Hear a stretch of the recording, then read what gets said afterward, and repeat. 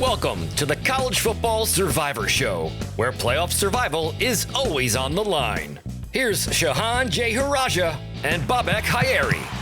Hey everybody, it's the College Football Survivor Show. I'm Bobak Hayeri with my co-host Shehan J. Haraja, national college football writer for CBS Sports. We're glad to have you with us. The 12-team playoff means more teams to place. As the season has developed, we've been thinking more and more about how the teams are going to be seeded in all of this, especially the 5th seed and beyond. So we're going to take a look into that this episode. And we're also, of course, going to take a look at several of the biggest games here in Week 9. But before we dive in, let me remind you can find us on X and TikTok at CFP Survivor Show, where we have video highlights of the show, run polls, and listen to your feedback. Take a moment, if you can, to like, rate, and subscribe to us wherever you get your podcasts. Now, how are you doing right now, Shehan? It's been, I don't know, there's something about this week I'm excited about it. Maybe it's because we've had a couple of weeks of exciting games, but like, even though, I always say there's this moment kind of in maybe in early November, we start to get like, oh boy, this season keeps going. I have had none of that. There's so much excitement in the air. Is it the playoffs? I don't know. I think it's a big part of it. Like, we have gotten to the point where we're talking about so many teams, not just on this podcast, but I think like nationally in college football, we're talking about so many teams right now that like, I think that that's really helped prevent against some of this fatigue that we usually start getting into at this point, where we're just like, well, who's good? Is it Alabama or is it Ohio State? And like, now we're like, oh, maybe everybody's bad. We're getting exciting games every single week. We're getting upsets every single week. I think that certainly, especially when you look at the SEC, there are just so many teams, right, that are able to pull upsets, frankly, in college football right now.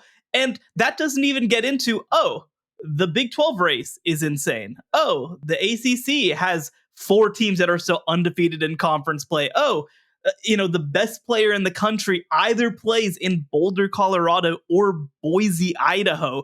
It's like this is just such a breath of fresh air as a season. And I'll tell you what, I will say this.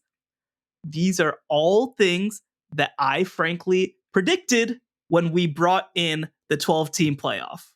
It is interesting. I wonder if one of the things there's a pair of things I think that happened this season as it's played out that have made it even better than anticipated. Number one, the logjam in the SEC. We didn't expect them to all kind of like, we're in the middle of that moment in the Three Stooges where everyone's trying to go through the stuck in the door, before they can all get through. We didn't expect that. We thought Texas was going to come out ahead.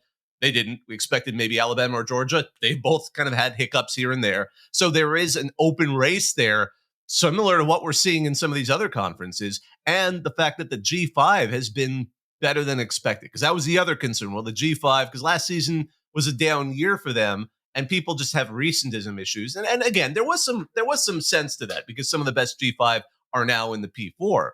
But my goodness, like, this has been exciting with Boise, obviously the academies, UNLV, which is, again, we'll be probably talking a little bit about the game coming up between Boise and UNLV at the latter half of the show. But it's made for, again, some true excitement, some true, spice to all of this. I know, for example, as, on Reddit CFB, on our Twitter account, we've been having fun just creating the bracket as it would be if the AP poll week to week would turn into the 12-team bracket. Obviously, that's not exactly how it's going to work. But I love the fact that this week we saw Alabama fall out of it and BYU replace them in the 12-team bracket, which again, there won't be their 11 seed right now, but it's absolutely fantastic. It's fascinating to see how all of this is playing out. And just as an example, right, to look at the state of college football right now, last year we had 2 teams. If you look at the SP Plus ratings over at ESPN, we had 2 teams that were rated 31 or above, which was a 5-point gap between 2 and 3. And number 3 was Oregon. What that means is that essentially on a neutral field, those 2 teams would be favored by 5 points over the 3rd place team. And obviously one of those teams won the national championship. Now, I will say right now, Ohio State is a slight, like there is a gap between them and number 2 Texas. But between number 2 Texas, which is a 27.4, and Ohio State, by the way, 29.1, if you look for that sort of 5-point gap, that's the gap between 2 and 8 in the country right now, which number 8 is Notre Dame. That doesn't get into, by the way, that number 1 actually lost to number 5 Oregon. That doesn't get into the fact that Tennessee, number 9, already beat number 7 Alabama. So like we are seeing this like actually come to fruition. There's like empirical evidence right now that the top of college football is starting to come down a little bit in the era of transfer portal, in the era of NIL. Like the idea of these super teams that we had at the end of the 2010s, like from a recruiting perspective, there are teams that are still very advantaged versus the rest of the field. But the reality is, like, it is a different thing. I think that we worried that when we got in successive order 2018 Clemson, 2019 LSU, 2020 Alabama, 2021 Georgia, that this was just the way of the world now, that there were going to be teams that were essentially unbeatable. I don't think that's the case anymore. And again, the difference between a team, like a number 3 or 4 team, being able to beat number 1 and multiple teams, you know, the 10th team, the 12th team. Actually, this is a great example. Indiana is going to travel on the road to play Ohio State in a few weeks. They're technically separated by 11 points in the SP plus, but who knows? Like, it just completely changes the way that you look at not just college football, but also, frankly, especially in a 12-team world, the college football playoff. Yeah, I think I mean, I know a lot of fans think this way, at least towards, especially fans not of those major teams at the end of the 2010s, but there was a concern that had things stagnated a little bit. I mean, while there are some who are very into the fact that, oh, look at where it's a battle of titans every year, it got a little bit, I think, stale for a lot of fans. Again, it's just tiresome. Like, how many times do we have to see the same teams play each other? Now, there was, of course, I think, a concern, and I think the legacy of that and those that were in favor of that old model and kind of the titans of the sport constantly dominating it were, well, if you have a 12-team playoff, we're still going to just see those same teams. And that remains to be seen. I think that got loosened up a little bit in the last several years. Obviously, Cincinnati crashing the 4-team playoff bracket, TCU making it all the way to the title game. And then last year, we had 2 teams that completely were typically not the ones to make it with Washington and even Michigan. That I think that loosened things up so that heading into this season, perhaps there is more openness to the fact that this isn't just going to be expanding things to the eventual champion, but because of those other parallel changes to the sport, certainly we've seen it. You know, as we get into this, I just want to remind everyone, just kind of, again, I know if you're listening to the College Football Survivor Show, you're probably pretty familiar with the 12-team format, but I just want to remind everyone, and this isn't our Survivor pool, this is just the 12-team format. The top 4 conference champions are going to be seeds 1 through 4, no matter what. Now, they don't all have to be the P4. In fact, if you remember, this was supposed to be a 6+6, and the Pac-12 imploded. So there was an implication that one of the P5 wasn't going to be in the top 4 seeds. But now, again, it's the 5+7. So there must be a 5th conference champ, and there'll be, you know, again, the assumption, you know, the easy assumption was it's going to be a G5 team, a G5 champion. That'll be seeded number 12. But if they're seeded above 12, they'll just be placed where they are. You could theoretically be the 5th seed, although it'll probably be somewhere in the latter half, maybe a visiting team. We'll see. We'll talk about that a little bit more. So that kind of brings us to where our conversation is, because we've had this talk. Like, it is safe to say the 5th seed is the best seed to have at this point if you're not one of the top 4. Yeah. Well, look, if you're not top 4, of course, like the 5th seed is the best one to have. I think that the more interesting discussion, though, and one that's been going around a lot, is the idea that it's actually better to have the 5 seed than it is to have one of the top 4 seeds. And the argument goes, if you are the 5 seed, you are most likely hosting a group of 5 team in the first round. Now, some years that's easier than others, right? This might not be the most ideal year for that to happen with the way that Boise State is playing right now, but that's the argument. Then in the second round, you get the worst of the power conference champions. This year, let's say it's the Big 12 champion, right? You're getting Iowa State or BYU, maybe Kansas State if they're able to fight their way back, but probably one of Iowa State or BYU. And those are both games that you will be favored to win, which is true. You would be favored to win both those games. If you're the 1 seed in the very first round, you're playing the 8 seed. So I'll go ahead and I'll pull up this week's rankings, right? So based on the AP poll, the 4 buys would be Oregon at 1, Georgia at 2, Miami at 3, Iowa State at 4. The 5 seed in this scenario would be Penn State. So Penn State in this scenario plays Boise State in the first round, Iowa State in the second round. But then, of course, they would have to play, hypothetically, the 1 seed. Now, Oregon, as the 1 seed, would play the winner of Tennessee versus LSU. So I think it's fair to say, like, the first round matchup for, or it would be second round, but the first game for Oregon being against Tennessee versus, Iowa State and Boise State, like, there's a case you could make that is a tougher matchup, and that early on you would want to have the potentially the other path. I do think, though, that this misses a couple of things. First of all, your goal heading into the playoff is not just to make it to the semifinals. Your goal is to win the national championship, right?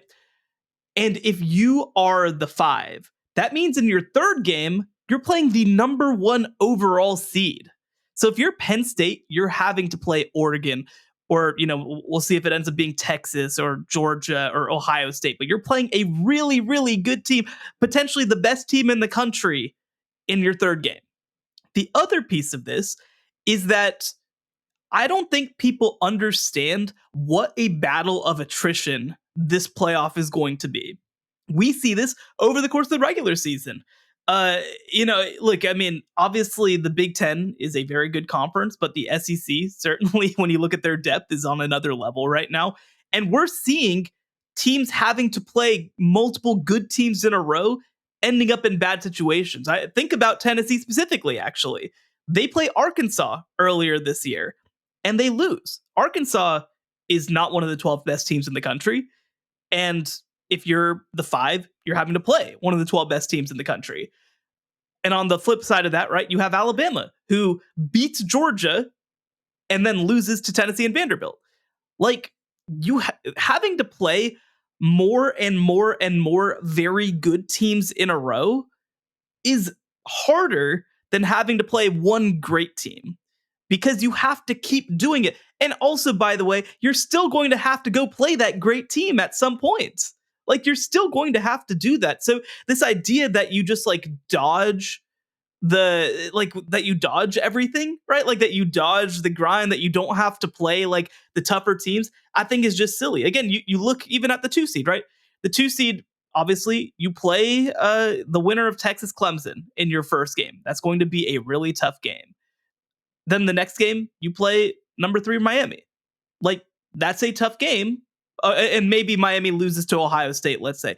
That's another tough game, right? So you have to play hard games regardless. You're not missing hard games because you end up with the 5 seed. Like, you're just not. And look, I mean, maybe we'll look back and say that the 4 seed in this scenario, if it was Iowa State or BYU, like, maybe they won't end up being especially good. Like, maybe they won't. There's a chance, right?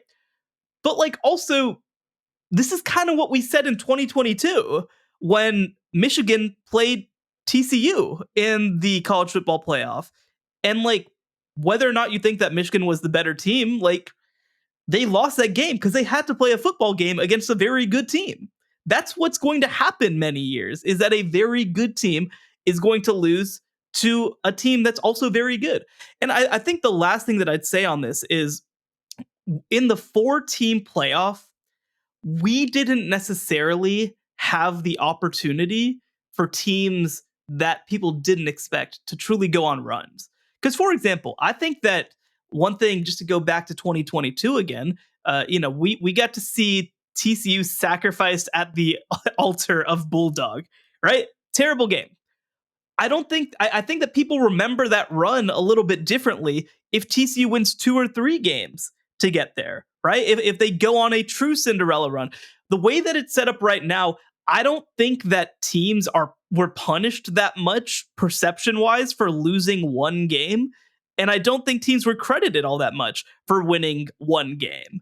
And so I think that this is actually going to create a scenario where we're so used to treating these top teams, like everybody's just Georgia or Alabama. Like every one of them, they're actually just all Nick Saban's Alabama. No, there's no way that this team could win. They're playing Nick Saban's Alabama. They're playing like, I'm sorry, look at the bracket right now.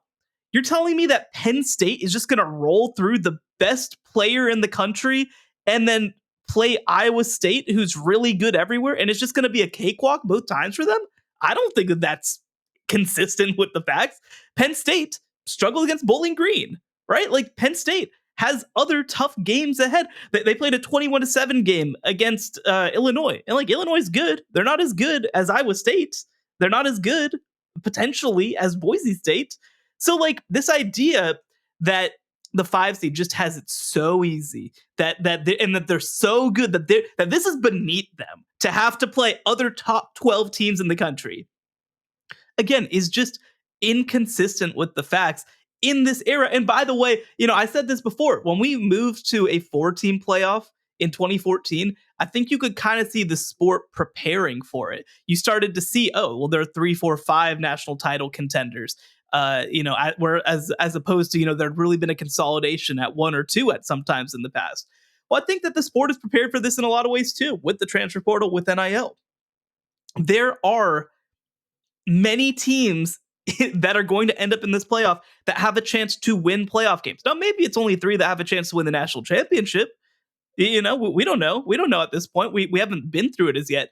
But I think that the gap between the 5, 6, 7 and the 8, 9, 10, 11, 12 is just frankly going to end up being smaller than people realize. And even if you are a great team, winning top 10 games is hard every year, every time, and having to play more of them while you try to keep your roster healthy heading into the home stretch. I think people are just vastly underestimating how hard that's going to be.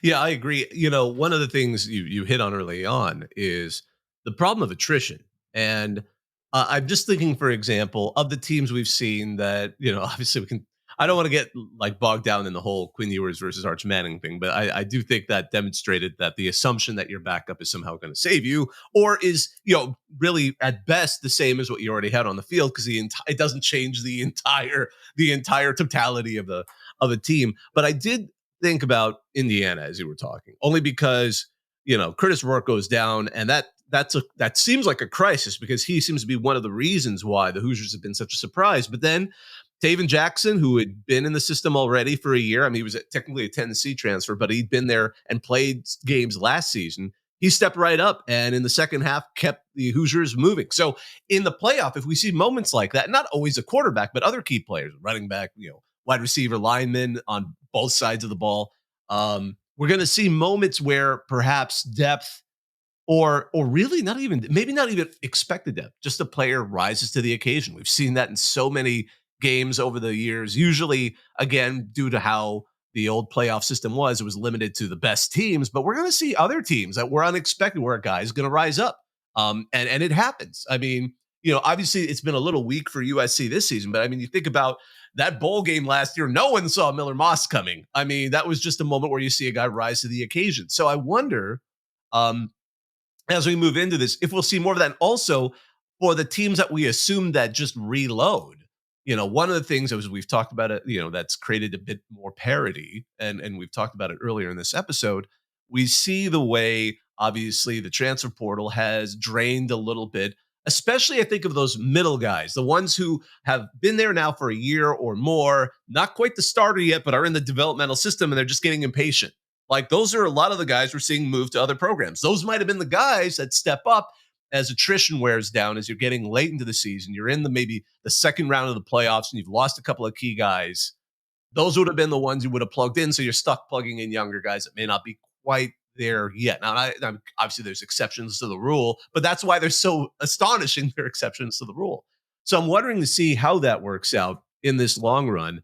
And that's going to be another factor in all this, but also, I do think the way we think about the playoff, and the Penn State thing got me talking, not just because I'm not going to single out Penn State, but let's say you're a team that's already played your strongest games. The hardest games have already happened. Maybe you took one loss and you're out of the playoff picture. You're out of the playoff picture, but out of the conference title game picture. But you get an at-large maybe you end up hosting a game, and then you get a team that's had a late season run. Maybe they also didn't make the conference championship, or maybe they did and took a loss, but they're firing on all cylinders. You might get that team that is actually playing better in the latter half of the season than it was in the beginning because they got it together. I mean, the much shortened version of that will be Clemson. They came out and just tanked that first game with Georgia, and now I don't think anybody really is in a rush to play Clemson right now. So I do wonder if we're going to see that dynamic play out in those early games as well.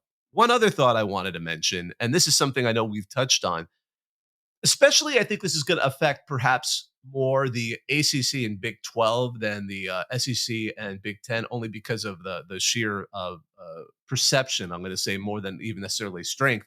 But is it more beneficial to be the third place finisher in those conferences to get a chance for an at-large bid versus being the runner-up in the conference title game? Because like if you already have 2 losses, you make it in the conference title game and you win, you're in. Or even 1 loss. Imagine you have 1 loss, you go in the let's say it's Clemson. I mean, I doubt this would happen, but let me just say it was Clemson. Let's say Clemson goes in, plays Miami, Miami wins, and then SMU also has 1 loss. But by nature of the fact that they didn't play in that conference, because none of these teams have played each other, I believe, they end up in there. Like, are we going to see moments where we're going to see the third place team takes advantage of this and gets their way into the playoff seeding? No, it's a great question. Actually, this is something that happened in a sense back in 2017 when I was covering TCU. TCU was a 2-loss team heading into the Big 12 title game. They got crushed by Oklahoma. Oklahoma in 2017, people may remember, pretty good. But that loss actually pushed TCU from, I want to say, number 11 to number 13. And here's the issue. It pushed them out of the New Year's Six for playing a team that they had already played and lost to. Whereas Stanford didn't make the Pac-12 title game and moved in to, I think it was Stanford, if I remember right. So like, this does happen. Like this has happened in the past. I think a great example of this would be Indiana in the Big Ten, even, where Indiana, if they go on the road and lose to Ohio State, no one will fault them that much. But missing the Big Ten title game might actually be the best thing for them. Because if they go and lose again, they're an 11-2 team. They might not have a ranked victory at that point. Whereas if you're an 11-1 team, like you're 11-1. You're 11-1 with only 1 loss. So I do think that this is a real thing that could happen and is probably only going to continue to happen as we continue to get into the further, as we get into the college football playoff era and the 12-team era, and also more importantly, as we get further into divisionless play, where you're really like, there's not a whole lot of logic to 1v2 in a lot of cases. I think even of a team like Texas A&M, who lost in week 1 to Notre Dame. Well, if they, let's say, play Georgia in the SEC title game, but are undefeated in SEC play and lose that game to Georgia by 25 points, maybe that's even enough at 11-2 to keep them. Now, they would have actually beaten Texas along the way, so that's probably pretty unlikely. But you know what I mean? Like, I do think that these games are, like, it's going to be interesting because I don't think we're going to get rid of conference championship games. I would be pretty surprised by that, just because I think, one, like,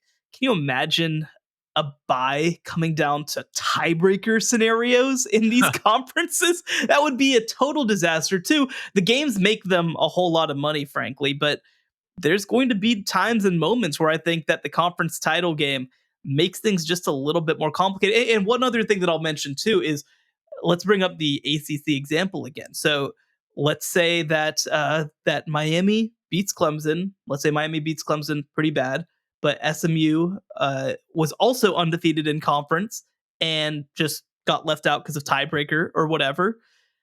Well, okay, so can you, as the College Football Playoff Committee, I mean, how much are you considering the fact that a team was not considered top 2 in their own conference if you're pushing them up? You know, do you say, well, Clemson made the ACC title game, but we're going to credit them less versus SMU who didn't? I mean, we don't have examples of this to this point. One, because this is the first time we're doing the 12 team, but 2, because we don't have that many seasons of data on the 1v2 format. The only one that we really did was the Big 12. And outside of last year, every single year before that, everybody played everybody. So there was a direct head to head when determining tiebreakers. Last year, there happened to be a head to head because Oklahoma State and Oklahoma were the two teams fighting for a spot in the Big 12 title game. But I don't know. It's a very weird situation to be in, and I'm frankly very curious how the committee does ultimately handle that. You addressed something in a way that I hadn't really even thought about, and I think it's an important thing to point out. I was wondering. I've been on that group of wondering, and as many people have. I mean, wondering if the conference title games will eventually get pushed aside, because especially for the Big 12 and ACC, if they see this start to happen where the runner-up doesn't get in, but the third place team does, it's going to cause a lot of conversation, I think, within the conferences. And what's the bigger value? What's the greater value, for those teams? And could they have gotten 3 in had the second place team or the perceived second place team, again, if there's like we get into tiebreakers, not lost that conference title game. Now, the fact that also using those same tiebreaker tactics to figure out who gets a bye, that I can also imagine not being very popular as well. So I think that'll be interesting. I wonder how the numbers will work out, especially if, well, we have seen that the money that I think they were expecting to get from the TV networks for the media rights for the college football playoff wasn't quite as high as they were expecting. So maybe that'll temper that desire to get as many teams in, because it might in the aggregate get those teams more money, get all the members more money. But it's certainly something interesting, because my thought was, if they do get rid of it, I think we'll see a move to the 16 team model, or possibly more, because then because that might be it. If you get rid of conference title games, if everyone does, you go to a 16 team model. Therefore, there are no first round buys. You probably can then please the SEC and Big Ten by guaranteeing them more spots. But then you'll feel a little more egalitarian, and you'll have 4 more teams in there. I honestly, I do like the 12 team design. It's more incentivized. But I remember when I first heard it, I'm like, why aren't they doing 8 or 16? Why is this middle half? It didn't make sense to me initially. Now it does.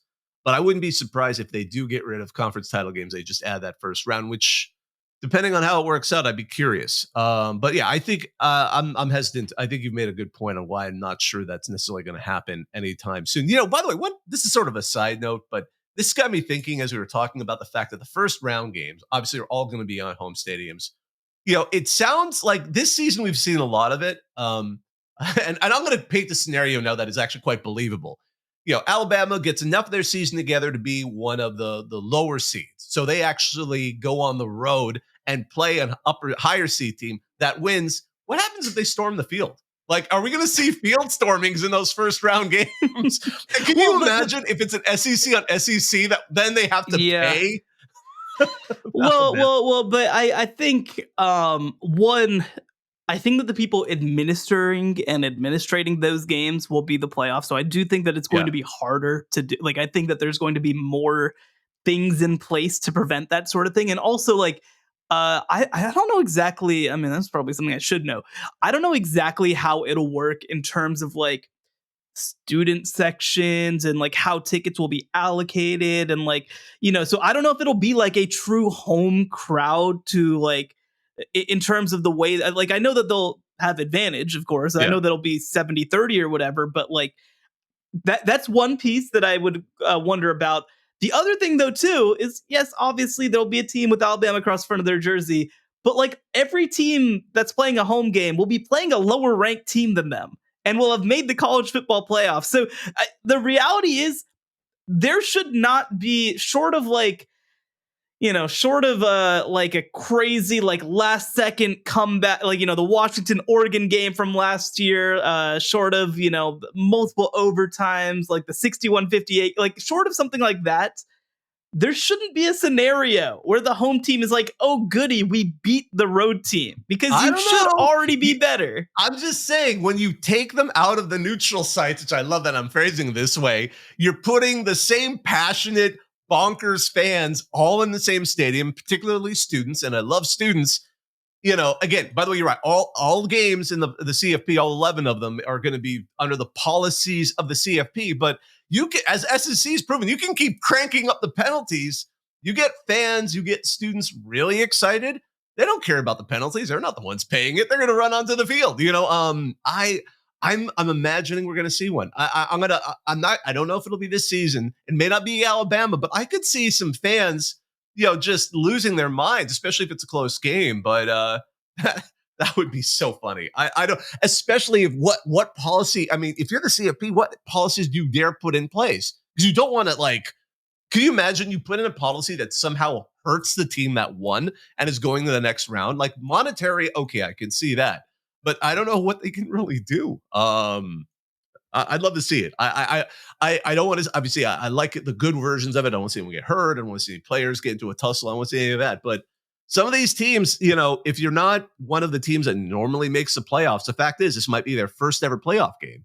The fans are going to be really excited. They may not be able to afford to go to the semis, or the finals. I could see it. I'm just saying, I could see it.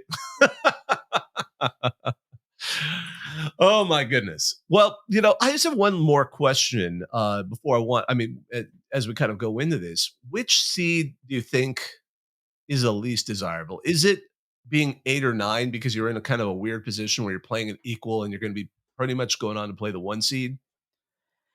Yeah, I think that the 9 is definitely a tough one, right? I mean, because look, we also can add the context. If you're a 10, 11, 12, like you just got in, you should probably be a little happy just to get in. But if you're the 9, you are clearly a quite good team, but you're having to go on the road to play number 8. Then you're having to play number 1 in your second game. So no, I mean, I think that is a very tough path just heading in. And but at the same time, I really do believe it. I don't think that there's an easy pathway anywhere on here, but that would be, I think, an especially undesirable version. I love it. That's like the silver medalist, which is always and even the statistics show the person who wins the silver medal is the least happy because they nearly won gold. The bronze medalist is just happy to be on the podium, number 1, the gold wins. So. And right now, based on the AP poll, it would be number 9 LSU traveling to Neyland to play Tennessee. Not great. And then having to play Oregon in the next round. So, sure, that would not be how I would want to that would not be how I want to start my day. Well, when we get back from the break, we're going to take a look at some of the big games coming up this week here on the College Football Survivor Show. The College Football Survivor Show, where playoff survival is always on the line. All right, so obviously we're in the middle of all of the game. I mean, we've talked a little bit about, hypothetical scenarios with the AP poll as it is now. It's obviously going to change. Some of these teams do play each other in the future. So we're going to instead tune our attention to week 9. A lot of good games this week, games that aren't all clustered on Saturday. You could easily pick a game almost. Well, we're recording this on Wednesday, Liberty, okay, cool. We acknowledge you're undefeated. But the rest of the week, I mean, there were some exciting games every day. I mean, it was fun for me. I actually tiered these. I actually ended up with, we're not going to go into detail on all of them. I found 12 games of interest. And I kind of tiered them into 4 that were more interesting than the next 4 and then the final 4. I don't know. I'd love to hear your thoughts. I'll throw out mine. So the 4, if I were to pick 4, I was picking Friday's Boise State, number 17 at UNLV, which only has 1 loss to Syracuse. And so they're both actually undefeated in the Mountain West. That's going to be, I think, a must-watch game. And then on Saturday, there's an interesting collection of games. You've got we talked about in the last episode, number 8 LSU heading over to number 14 Texas A&M. Both are undefeated in the SEC. Both took first week losses that now look well. Texas A&M's looks better. LSU still probably can't believe they lost to USC, but that'll be a great one. Obviously, we've got potentially another playoff elimination game, and although one of the teams already lost the one we talked about last week, number 21 Mizzou going to number 15 Alabama. Alabama is reeling a little bit. If they're going to get anything going and kind of turn it around, they have to win that game. Mizzou has 1 SEC loss, but only 1. That's their only loss overall. They could potentially turn it around if they can go on the road to Alabama and beat them. We also have, this is where it gets fun to pick, because I actually thought number 20 Illinois going to number 1 Oregon is intriguing. Now, I don't know if the Illini can do it, but they went and they've lost to Penn State already. This is their second bite of the apple of trying to challenge one of the upper tier teams in the Big Ten. Those were my 4 to look out for, but I could see at least because I had trouble picking a fifth. That was honestly the problem. I had trouble picking a fifth. What games are you looking for this week? Well, I'll be down at LSU A&M. I'll say the last time that I was at LSU versus A&M at Kyle Field was 2018 when Texas A&M won 74-72 in 7 overtimes. So crossing our fingers that even though this new garbage overtime system has ruined what we stand for in this country, that it still ends up being a very, very good game. So I'm excited about that one. I think that Boise State UNLV, like you said, just a truly, truly underrated game, a night game, actually a CBS Sports Network game. If you want to read a little more about Ashton Jeanty, hopefully I'll have finished the article and hopefully it's up by the time that you're listening to this. I'm deep in the weeds right now, let's say, trying to finish that one. But that one's, I think, a huge game from a Mountain West perspective. But so, those are definitely the first 2 that jump out to me. But again, so many that I think we're going to learn some things about these teams. One of the things that I saw, and this is, again, every now and again on Reddit's called Football Section, somebody will put up a post that they put a lot of research in. And there was a remarkable post about Ashton Jeanty where somebody who did the empirical data broke down the numbers and said that he is so good. And again, this is, I admit I'm not the geekiest person in the world when it comes to this, but he is 4.8 standard deviations above the expected yards per carry among high use backs. Now, I didn't quite fully understand that. Crazy. Like, that's about a 1 in a 1.5 million performance. But I had someone put it in even better terms last night to me. He said, Coca-Cola, because he was a civil engineer, so he understood standard deviations and how he was taught that 4 standard deviations is what Coca-Cola looks for when the chance of you opening a bottle that's flat. Like you open just a random bottle of Coca-Cola, the odds I'm going to be honest, that flat. makes it more complicated in my mind than just knowing really? what standard you open a bottle of Coke and it's flat inside. Like that to me is just like, what? Very rare. Very rare. So, it's never happened to me. I'm trying to think of the standard deviation curves because I think that we're like at 0.01% essentially when we start getting to that. I mean, again, I don't think that we need to take everybody too far back to math class right now, but I mean, so again, essentially, yeah, because 3 standard deviations is 99.7% of the data. Like that's and we're another standard deviation away from it. Anyway, we'll get our mathematician on the case for our next episode. But the point is, what he's doing is insane. I know that our buddy Alex Kirshner over at Split Zone Duo wrote an article for, I believe, Opta Analytics, where he looked through their data, and apparently Ashton Jeanty is averaging 8.9 yards per carry against 8-man boxes. So, it's not like teams aren't trying stuff. They're trying everything. The issue is, and what I love about Ashton Jeanty is he is a complete running back. He is somebody who is able to do things from a short yardage perspective. He's able to, he is a great blocker. I mean, honestly, if you go and watch some of his games, watch him pass block. He is really, really good at it. They haven't used him as a pass catcher this year, although I'm curious if they'll use it in this game. But last year, he was a big time pass catcher for this offense. I think he had 20 or 30 carries or catches last year. And then, of course, he also has just a little bit of breakaway ability, I think it's fair to say as well. So just a totally complete player. I think that this game is really going to come down to how well can Boise State keep up defensively, because they've been kind of streaky on that side of the ball, I would argue. They're a team that has a lot of talent up front. We talked up Ahmed Hassanian all off season. They're top 10 nationally in sacks last I checked. So they have lived up to it from that sense, but they've given up a lot of explosive plays, and UNLV is an offense that wants to take advantage of that. They want 10 to 20 yard plays as many times as they can. They have a receiver in Ricky White who makes that possible. They've got a dual threat quarterback in Hajj Malik Williams. So I think that in a lot of ways, it's going to be which team's defense is going to be more up for the challenge. I lean Boise State in this one, but it's going to be a really good game.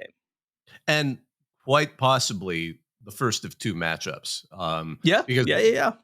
both those teams could very well make it to the Mountain West championship game, which would be basically a home game for UNLV.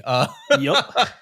So that would be an interesting one again. And again, this is also a home game for UNLV. It is almost a little bit of a shame this game wasn't on Saturday because it might have potentially pulled a game day visit, although I'm not sure. I mean, I don't know where they would put it. That's a fun one. Like, would they put it in a casino? Like, what would they put it in front of one? Like, and because now every media entity is tied to some gambling website. So can you put it in front of a casino? I'll set that aside. But that's an interesting one. So I agree with that one. What's the other game you're looking to? Yeah, it's a good question. So I think that for me, I mean, there are just so many, right? Like you mentioned, I think that I've got like a little bit of an eye on that Illinois at Oregon game, like you mentioned. I mean, that one, I don't know if Illinois has the horses to keep up with Oregon, but these are quietly two of the better quarterbacks in the Big Ten right now. Luke Altmaier on the Illinois side, Dylan Gabriel on the Oregon side. And Illinois also is really good against the pass. Like that's where they excel most. They're quite good against the run, but against the pass, they defend at an incredibly high level. And Oregon's offense has had periods of getting clunky, frankly. Like especially you look at those first couple of weeks. Now they clarified and cleaned up some things, especially on the offensive line after their first couple of games. So I do think that they're playing their best football right now. But at the same time, like the line is 21.5. I don't think it's going to be close to that. I think it's going to be a much uglier game than people realize and expect. I mean, Illinois was able to play Penn State within 21-7, and that was kind of a late touchdown to pull away. I think that Oregon is certainly better than Penn State, but I feel like Illinois matches up better from that aspect. Now, actually, I will say I'm also looking at Illinois' advanced stat profiles. They actually don't rate all that well in defensive success rate. I'm a little surprised by that. I thought that they were a little bit more feisty against the pass, but who knows? Maybe it'll just end up being a track meet that Oregon runs away with. Yeah, I don't see many scenarios where Illinois wins in this, but it is nice to see them benchmark against another big team because they've been a surprise. However you want to put it, I don't think anyone saw Illinois was going to be ranked this late in the season. And it has been absolutely fascinating to watch that one go. What's your next up? Yeah, I think for me, the next one that I want to just keep a little bit of an eye on is that Washington at Indiana game is just, I think we're going to learn a little bit about those teams in this game. And what I mean by that is that we kind of saw Indiana really handle the trench game, right? That was Nebraska. Well, I think that in Washington, you're going to get a little more of the downfield game that you have to defend. And, they've run the ball at a pretty high level, but they want to go through the air. They want to attack your secondary. They want to cause issues for you.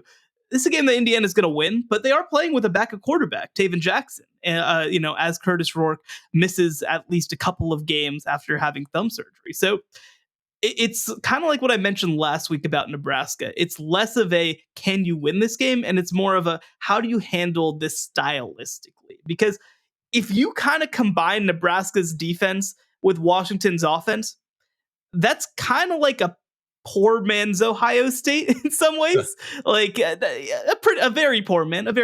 But I think that the way that you play against each of those units at least tells us a little something about how you match up with Ohio State heading into what could be the one of the biggest games of the year, certainly one of the biggest games in Indiana program history heading down the stretch.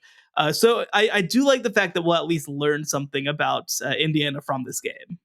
Yeah, absolutely. I think especially how you do with the backup goes to the whole question of attrition that we've talked about. I believe Indiana is only favored. It's favored by under a touchdown. I last saw it was like 6.5. So clearly people are thinking that might be a closer game. And, they're going to be dealing with a lot of attention, more attention than Indiana football's probably ever had with the full on game day going to be there.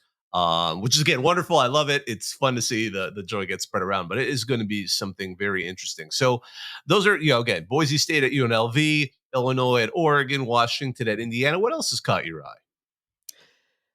Yeah, so let's talk for a second about LSU at Texas A&M, because this is probably the biggest game of the week, that or Boise State UNLV. And I think that this is probably an elimination game for the college football playoff. And the reason that I say that isn't because I think that 2 losses is devastating, but I think that the particular 2 losses would be hard to come back from. We've talked about LSU has that weird loss against USC in the opener.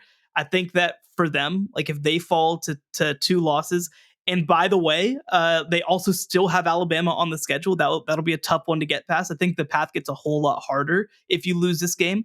For Texas A&M, they still have Texas on the schedule. And look, I mean, if they're 10-2, and if LSU's 10-2, but they win against Alabama and Texas respectively, it's probably still enough.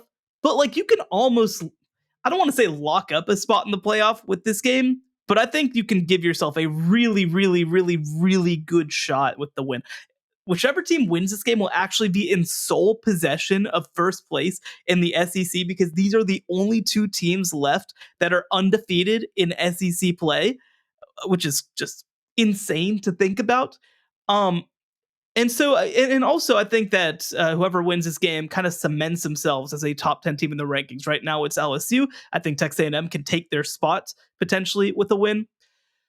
So, from a matchup perspective, this one is so interesting, because these are 2 teams that have been so streaky, I guess you could call them, have been kind of inconsistent, I guess you could call them. We've seen LSU have some incredible games, and we've seen them have some just frankly clunkers. Some games where they look terrible defensively, some games where they just aren't able to run the ball. I'm pretty optimistic about the fact that LSU seems to have found something in running back Caden Durham, who has had 100 yards in each of his past 2 games. And so, maybe that's enough to just kind of settle down this offense.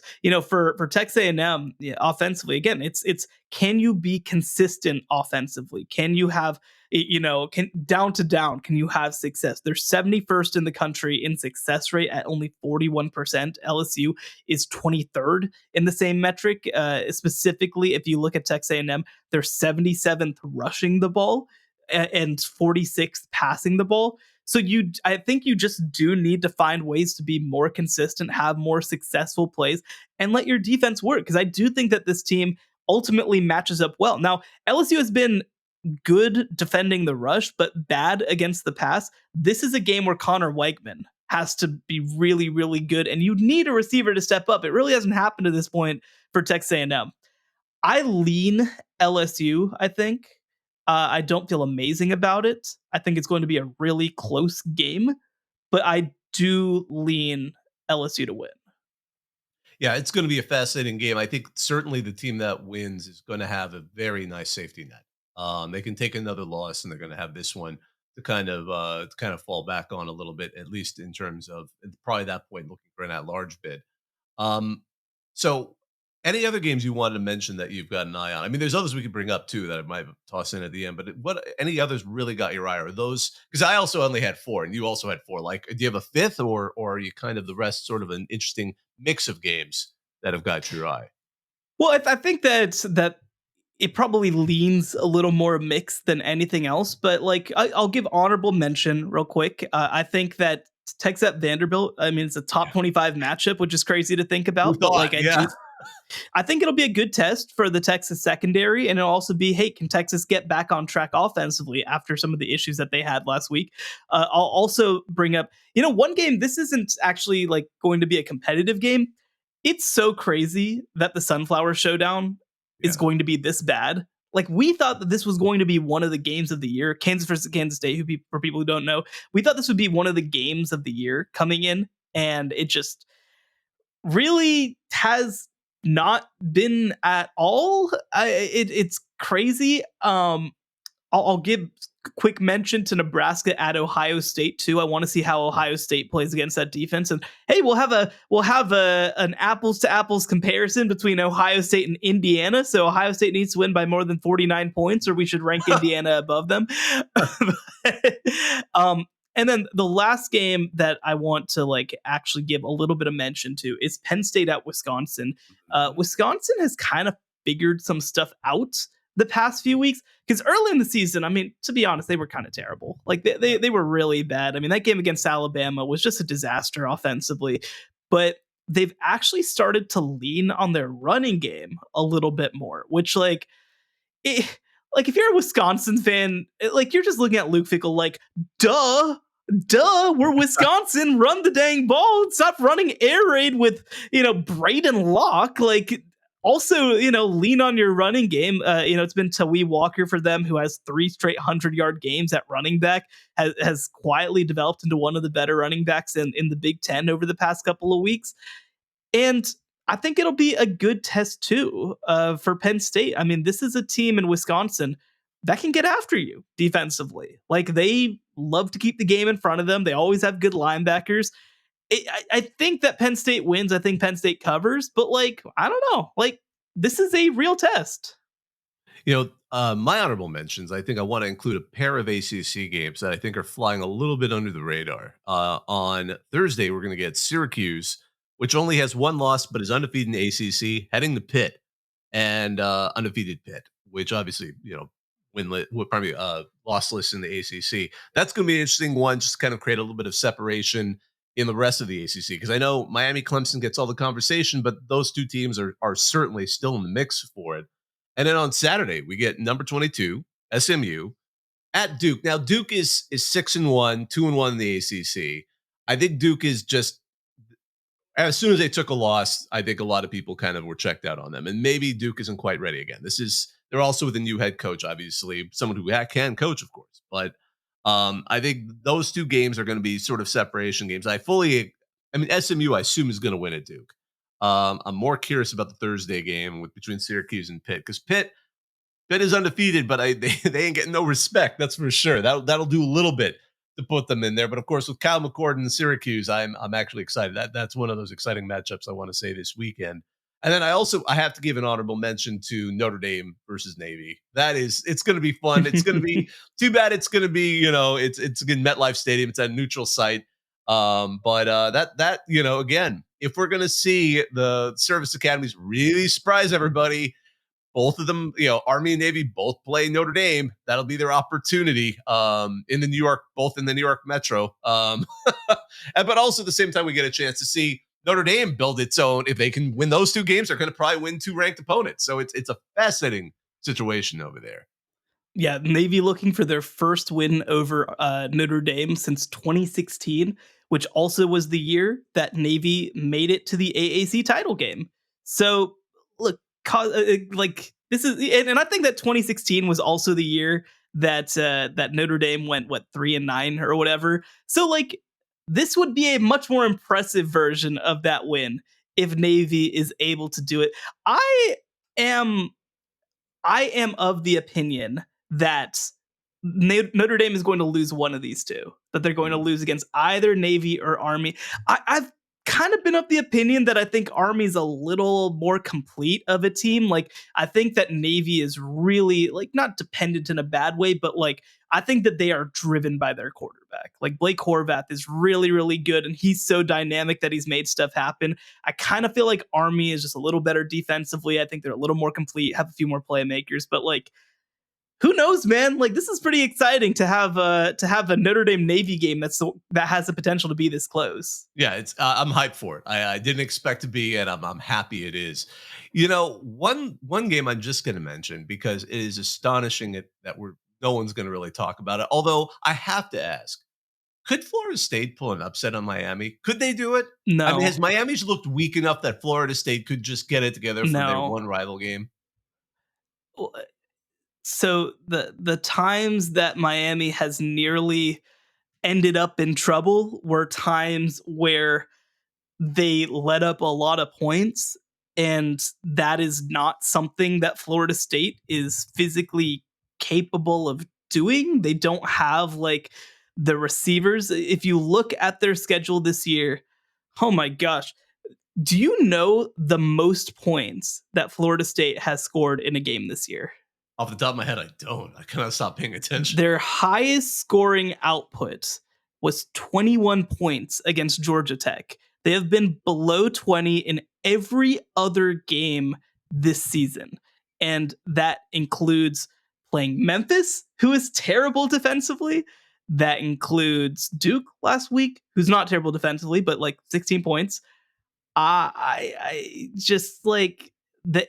There's no way that they have the horses to be able to score enough points, because that's how you do this. You outscore them. Yeah. Oh my god. Okay, Florida State is 132nd in scoring offense nationally. The two teams below them are Houston and Kennesaw State. That's it. They're behind Air Force. They're behind Akron. They're behind Middle Tennessee. They're behind Kent State. And they are 5 full spots behind the Fighting Joey Alibertis over at UMass. It's not good.